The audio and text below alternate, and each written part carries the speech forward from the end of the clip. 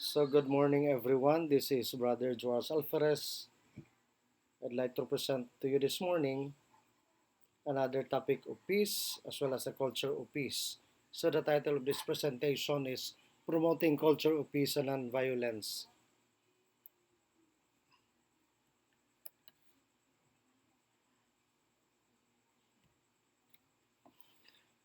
So what's the UN all about?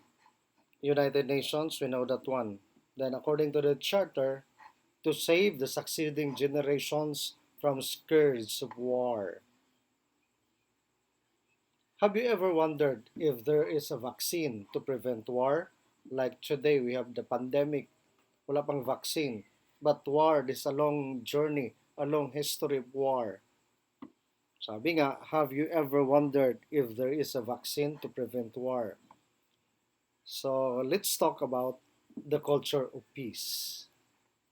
And what about this culture of peace? I think you're familiar. You heard that one, and you have a lot of seminars about culture of peace. And for those who attended a lot of seminars, this is just a review or a refresher course. Then, let's move on. According to Suihin as well as Kawagas, culture of peace cultivates and promotes values, attitudes, understanding, action, and practices for building individuals, families, communities, societies, a nation, and in the world in general. By the way, to Suihin, he was the founder of peace education in Mindanao, particularly in Notre Dame University, together with his partner, his wife, Virginia Cawagas.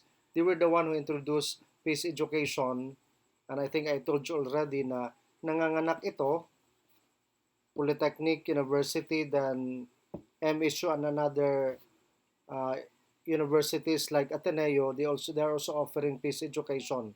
But it started in Notre Dame University with the person responsible to Suihin and his partner Virginia Cawagas. Then for the United Nations, culture of peace is also a set of values, attitudes, and ways of living that reject violence, prevent conflicts by uprooting their causes, and solve problems through dialogue and negotiation among individuals, groups, and nation. And I think this is self-explanatory, but still, sabi ko nga, it's like a refresher course for those who attended the seminar on the culture of peace. So let's move on. Remember the preamble of the UNESCO? It is said, since wars begin the minds of men, it is in the minds of men that defenses of peace must be constructed. Sabi nga may awit na sa ating mga kamay, lahat. Since nag-umpisa dito, tayo din gagawa ng paraan bilang mga tao.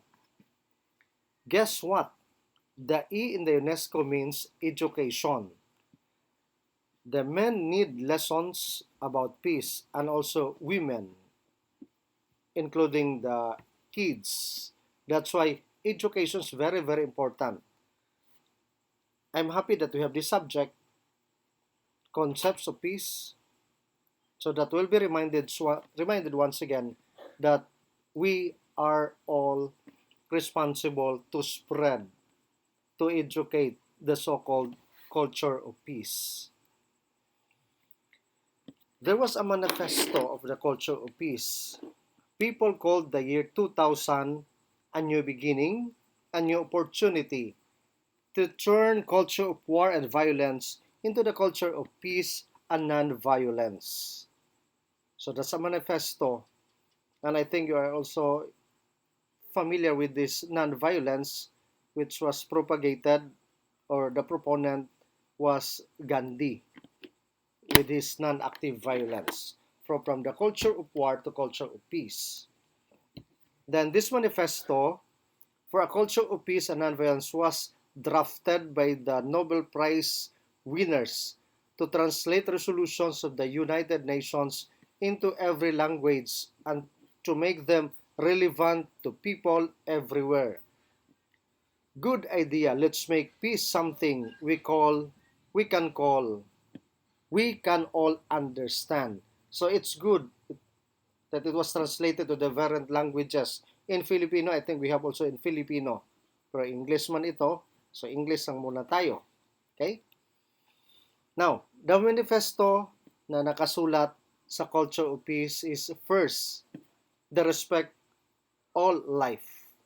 Then second, reject violence. Third, share with others. The fourth, listen to understand. The fifth, preserve the planet. Then the last one, rediscover solidarity. So we'll tackle this one by one. The first, respect for life, all life. Respect the life and dignity of each human being without discrimination or prejudice. I think this is true to all nations, including us, especially in Mindanao. We have a lot of discrimination and prejudices with each other na sana naman right after this course, mawawala na itong discrimination at saka prejudice with each other. Ito yung palaging sinasabi ko, there is a need for us because there is a wall, there's a need for us to break that wall, then we have to build bridges in order to attain the so-called culture of peace.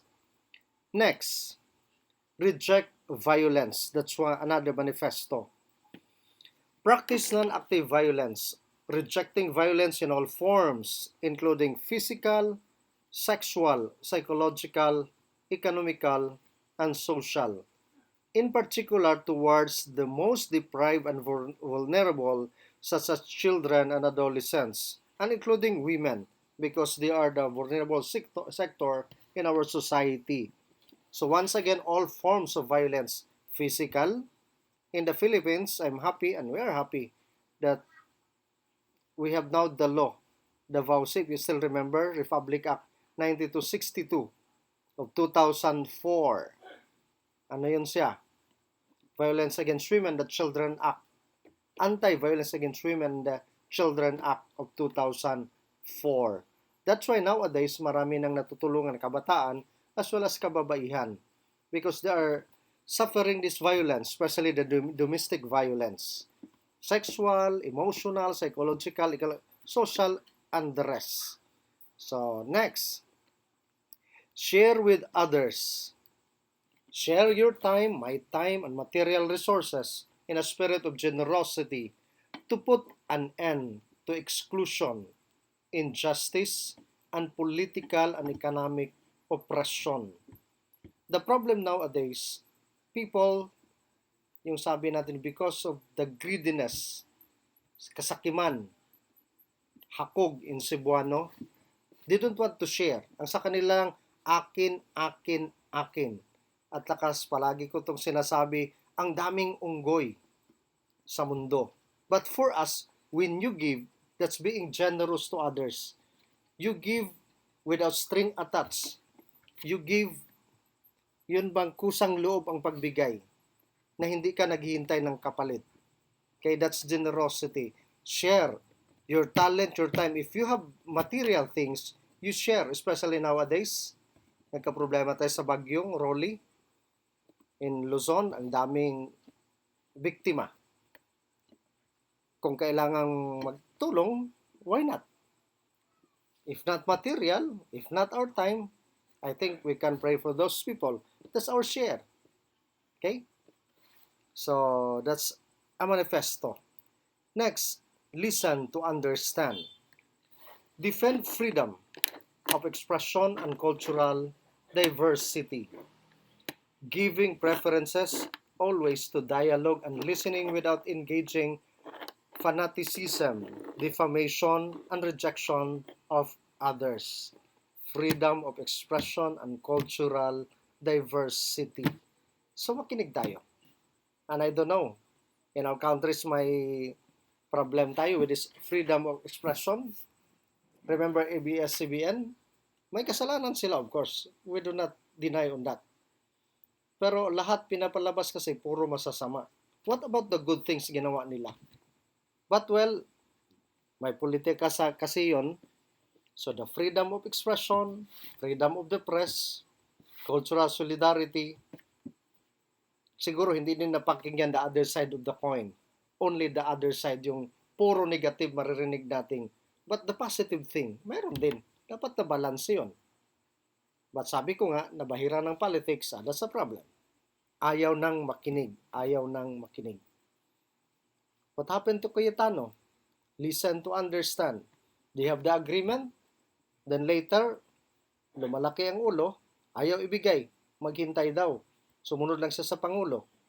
Kaya nga, wala ding yung palabra de honor. That's also the problem.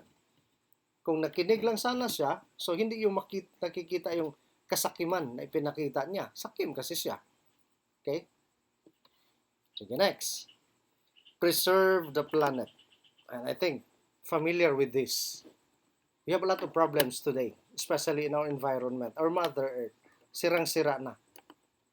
Like bagyo, storm surge, and the rest. Okay, promote consumer behavior that is responsible and development practices that respect all forms of life, preserve the balance of nature on the earth.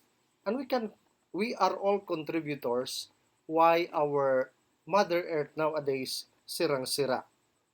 But we can, repair sa sinira natin. Simple things. Preservation of energy, ang tubig natin, kahit na throwing our candy wrapper, yung maninigarilyo, kahit saan tapon. Pag may proper waste management, at least nakakatulong ka in preserving our environment. Then rediscover solidarity. Contribute to the development of my community with full participation of women and respect for democratic principles in order to create together a new form of solidarity. In-emphasize dito yung participation of women. And why? Because until today, you look at the surroundings or the leadership all over the world, mabibilang lang ang mga kababaihan. That's why nakafocus dito, rediscover solidarity. And we can attest to that. In the Philippines, ilan lang yung naging leader natin? Gloria Corazon Aquino. Sino pa? Wala na. Dalawa lang. In the other countries, same. Konti lang mga kababaihan. Kaya nga, ini-emphasize dito the full participation of women and respect for democratic principles in order to create together new forms of solidarity. Kasi hindi man natin talaga iwasan yung the macho image, the macho mentality, the patriarchal image na dapat lalaking nasusunod. Kaya nga, I'm happy today na with this, yung God natin, may budget para tayong mga kalalakihan, matauhan din. Okay? Na ang babae dapat pantay, equal dapat. Hindi natin sila gawin na second-class citizen. Okay. So, these are the people who signed the manifesto. The Nobel Prize awardee or winners. And of course, the nation. There are 31 nations, of course, including our country, the Philippines. Okay, tayo yung nagsasign. Isa tayo sa nagsasign ng manifesto, yung 6 na binanggit natin. That was years ago. So, ang dami na. Sabi nga, some people have been working for more than 10 whole years. Some have been working a lot longer.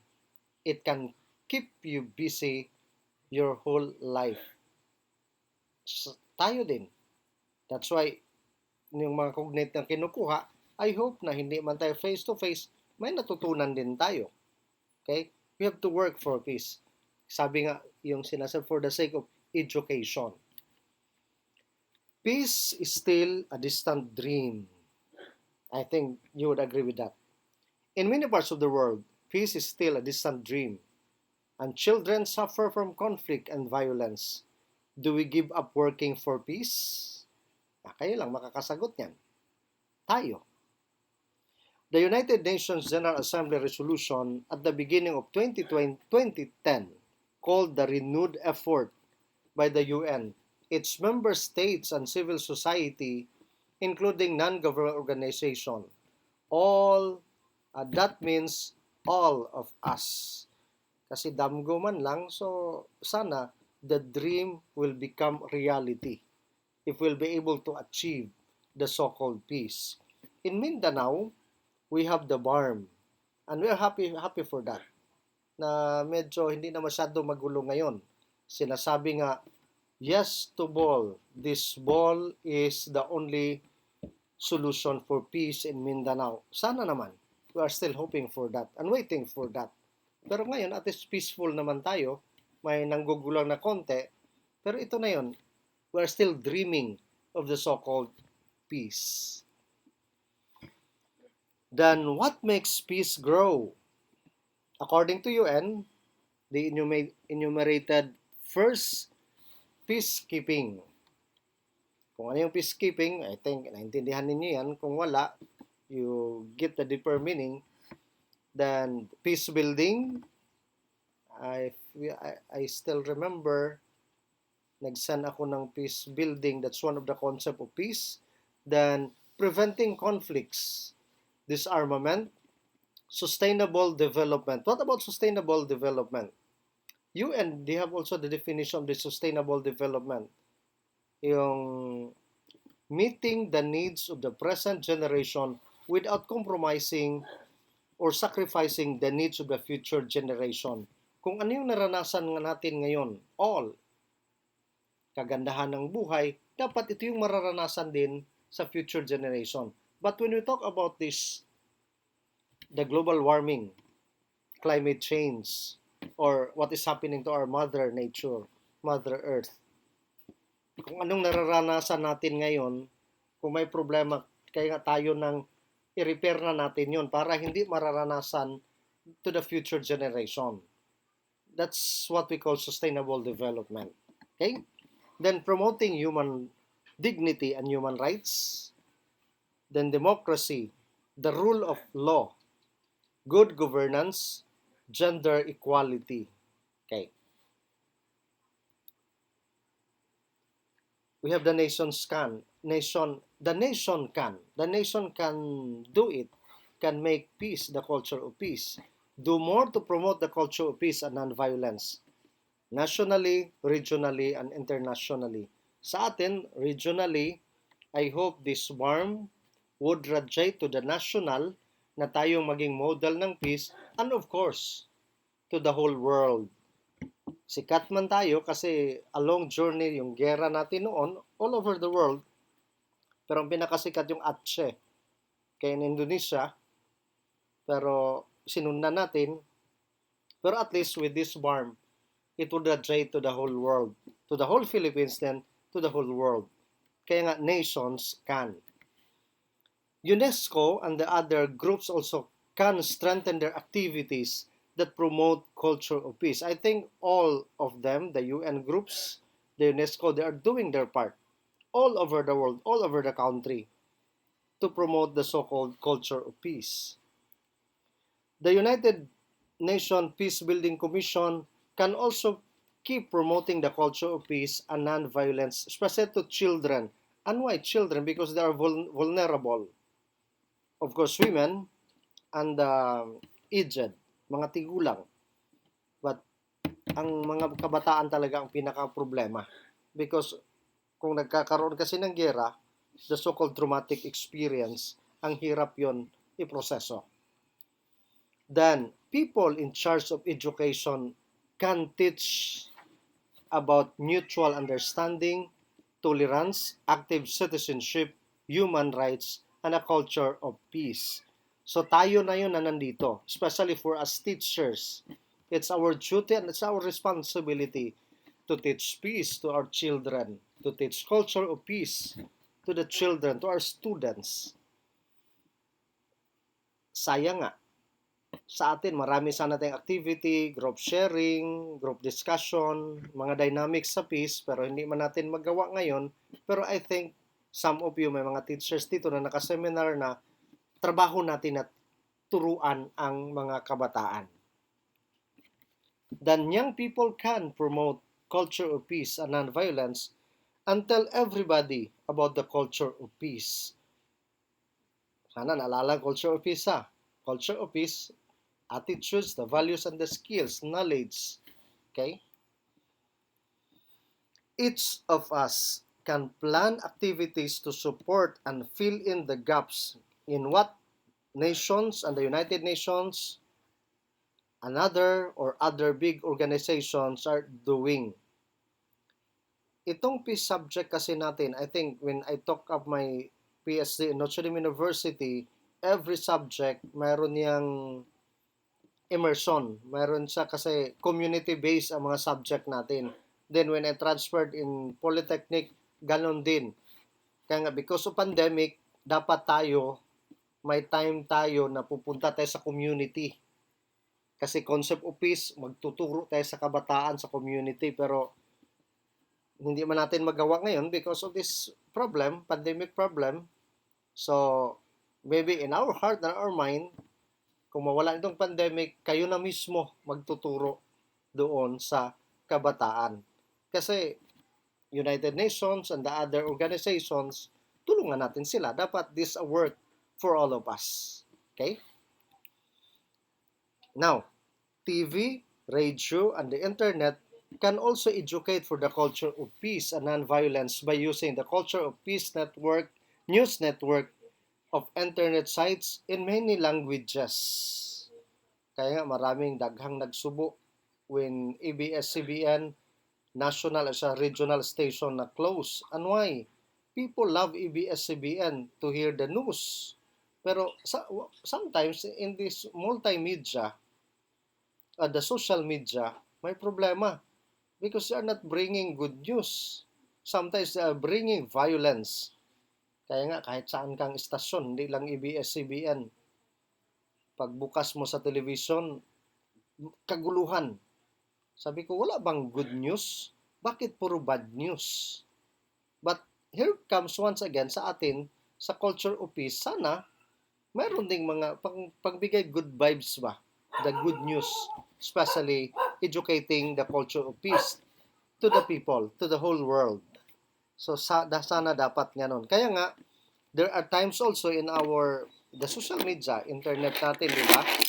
My friends tayo, yung iba, they are sharing the negative news. So, nagka-problema tuloy, nagkalabo-labo tuloy. So, but once again, the TV, the radio, and the internet can educate for the culture of peace and non-violence. Okay? Kaya nga tayo, ang contribution natin, why not send messages na nakaka-good vibes sa ating kapwa? Problema ngayon sa internet, lahat na problema, sinasabi, nag-aaway sa internet. Hindi naman nila lahat, pero halos lahat makita natin na, wow, dapat nagbibigay ito ng culture of peace. Pero violence ang palaging pinapakita. Then, we can all join in, especially this one, every September 21. September 21. Each year of the International Day of Peace as a day when people stop fighting. That's International Day of Peace. Every year na September 21. September 21. In the Philippines, malaki din yung memorable date yung September 21. Ano kaya yon? Alam niyo yon kung ano yon. Okay? That was martial law. Okay? Then help spread the word. The United Nations wants to hear about you and I are doing to help the culture of peace and non-violence grow. So, sanabi ko, it's all of us, we have the responsibility to promote the so-called peace as well as the culture of peace. Then, what does all this mean? Make peace your focus. Make peace your focus. Then, if you are doing good things for peace, keep it up. Once again, if you are doing good things for peace, keep it up. Then, we are all in this on this planet together. So, why not work together?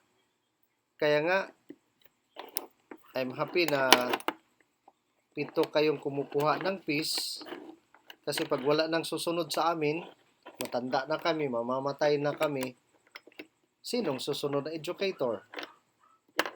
Kaya nga, sana by the next semester wala ng pandemic, madagdagan pa kayo kumukuha ng Master of Peace and Development kasi 7 lang kayo for the meantime sa first year. Ang PhD natin ngayon medyo marami-rami kasi 13 sila dito sa ating school. Pero pag mawala ito, wala nang mag-enroll. Wala nang mga holder of peace. Sino ngayon ang susunod? That's why may nakumukuha din ng cognate mga classmate ninyo at saka mga ibang school, mayroon ding mga subject about peace kasi all of us, it's our responsibility. Okay? That's why we need to contribute. Then let's learn from each other and spread the word. Peace as well as the culture of peace. Then, the so-called culture of peace, there are frameworks or elements or issues. 6 ito siya. Kaya nga sinasabi, walking the 6 paths to peace. What about this path to peace? Yan. Noon, pinaiksi yan. Militarization, structural violence, human rights, cultural solidarity, environmental care, and personal peace. Yun yung maiksi, madali i-memorize. Then, sa UNESCO, sa UN, ito na yun. Pinahaba. Okay? At tinatawag ditong the petals, 6 petals of peace.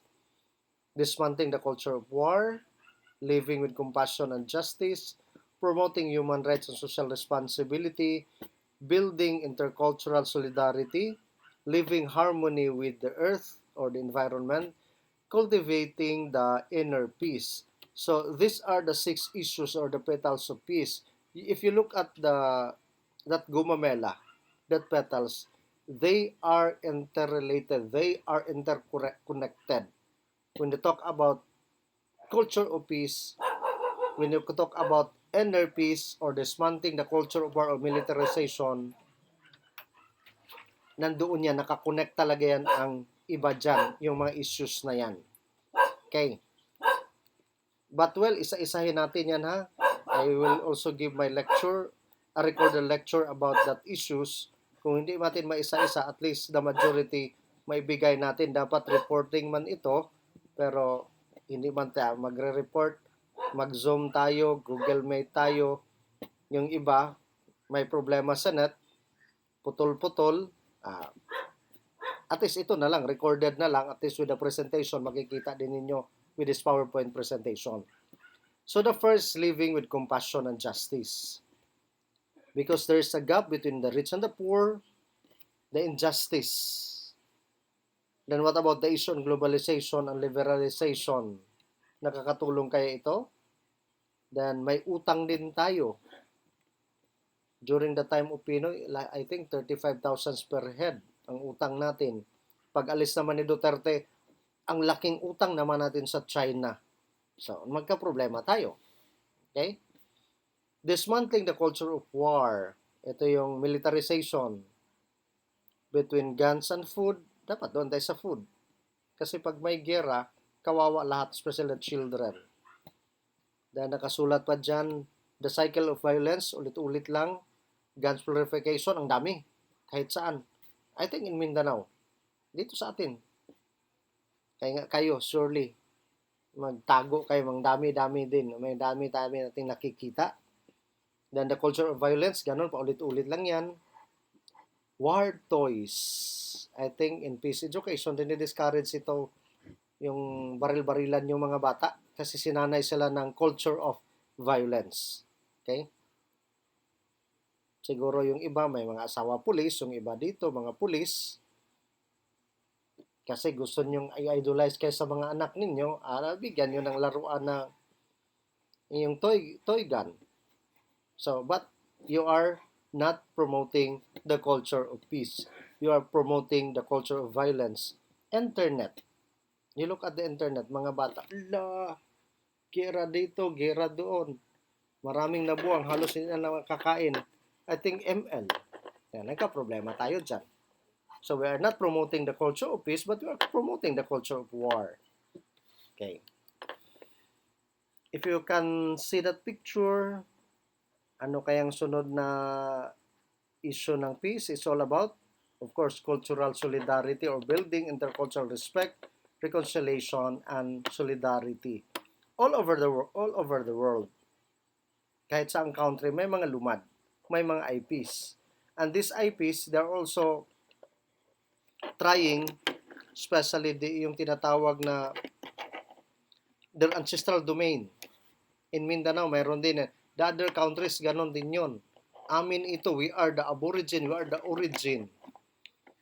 Kaya dito sa atin in Mindanao, history would tell us that we are all IPs. We are all lumad, whether you like it or not.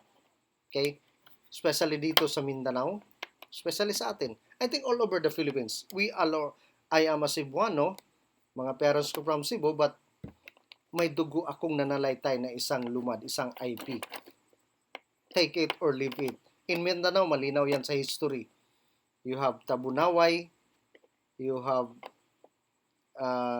Dato Tabunaway, as well as yung kapatid niya.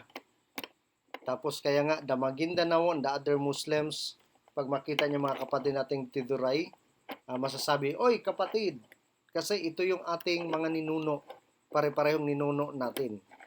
Kaya nga, our religion here in Mindanao is a foreign religion. Christianity, Islam, nauna lang Islam.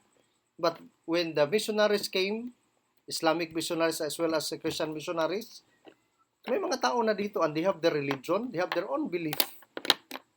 Then, na-convert lang, kaya nga, yan, ang mga IPs now, nag-embrace ng Christianity, nag-embrace ng Islam, and the rest of the religion. But, since they are the minority, kaya nga sabi nga, building intercultural respect. Kasi yung iba, ang tingin natin sa kanila, mga second-class citizen because we are the majority. And it should not be like that. In order to promote peace, pareho tayong tao, pareho tayong nasasaktan. May damdamin na nasasaktan. Okay? Kaya nga, yung mga binanggit dyan, biases, discrimination, racism, wala man tayo dyan, kaya pareho man yung race natin, no? Social exclusion, yung being exclusivist, kami lang kasi kami yung marami, kami yung ganito, ganyan. Kayo mga minority kayo, sunod-sunod lang kayo sa amin. That's a problem. Okay? Sabi nga, building intercultural respect, reconciliation, and solidarity. Then promoting human rights and responsibility. And I think all of us, teachers, as well as military, the midwives, we have a lot of seminars about human rights. And I hope I can also record the issue on human rights para part of your refresher, and because this is one of the framework of the culture of peace. Then, living in harmony with the earth. Living in harmony with the earth. Ito yung tinatawag natin environmental care. Environmental care. Bakit kailangan nating alagaan, i-repair natin, di ba? Because of the environmental destruction. Then my ethics of interpersonal responsibility.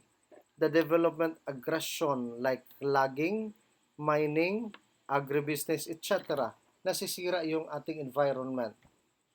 Then sa isip natin, dahil yan sa mga kainganero, dahil yan sa mga illegal loggers. No, it's not, including not only the illegal, but especially the legal loggers. Ang dami. Okay, mga legal loggers. Mining. Remember Gina Lopez? Hinahangaan ko siya because she loves the environment. Kasi sirang-sira na. Pero ang mining, pinasaran niya. Pero during yung sa appointment, hindi siya pumasa dahil mga congressman man may-ari sa mining, senador may-ari sa mining. So, may problema. Okay, may problema. So, yun, daming sira ngayon. Okay? Sa ating mundo. Not only the Philippines, but especially the first world. China, very destructive sila sa environment. Kasi dami-dami nila. America and the rest of the European countries. Sa atin nga, when we talk about global warming, ilan lang 0.00% lang contribution natin sa pagkasira ng mundo. Sila ang pinakamarami. Pero kahit nasa Pilipinas, konti lang, but we have to do something because we are still contributor. Bakit nasisira yung ating environment? Then nurturing the inner peace. Nurturing the inner peace. If you can still remember, part of your assignment, yung how can I attain the so-called peace? I think lahat kayo, binigyan kayo ng assignment dyan. How can I attain the so-called peace? Yung iba, ang ganda yung pagkasabi. Yung iba, copy-paste yung iba. Pero, and I think, each one of us, okay, when I talk about inner peace, that's from within. And this peace from within, it would radiate to our family, to the community, and to others. And I think that will be the next topic na gusto kong i-share sa inyo right after this. Maybe sa next next na i-record ko na lecture. Unahin ko tong inner peace para makatulong kasi it will start from within. Kaya sabi nga, we cannot change others in the world when we talk about peace if ourselves nagka-problema. So, we have to cultivate this, nurture this so-called inner peace. And with that, maraming salamat sa pakikinig. I hope you learned something. Then, next topic that I'm going to record or to share with you, I'll start with the inner peace, then the rest. Kung hindi man natin matapos, I'll give you as part of your assignment yung the 6 issues na isa-isahin natin yon. Then from that, saro naman ulit, wala tayong natutunan. So once again, maraming salamat. God bless you all. Dalaygon ang Diyos.